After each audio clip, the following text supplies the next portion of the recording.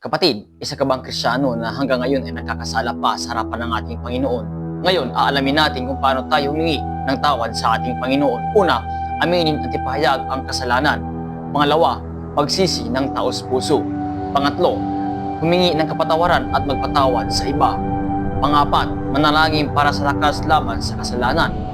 Panglima, magbasa at magnilay sa salita ng Diyos. Pang-anim, humingi ng tulong at magpapayo mula sa kapwa mananampalataya. Pangpito, iwasan ang mga bagay na nagiging dahilan ng paggawa ng kasalanan. Pangwalo, magpatuloy sa paggawa ng mabuti at patatagin ang pananampalataya. Mga kapatid, ito'y paalala lamang ng Diyos. Lahat tayo ay nagkakasala, ngunit ang Diyos ay puno ng habag at handang magpatawad. Ang mahalaga ay ang ating tapat na pagsisisi, pananalig sa Kanya, at pagsusumikap na mamuhay ayon sa Kanyang kalooban. Salamat po kapatid, ligtas ang may alam. God bless you all.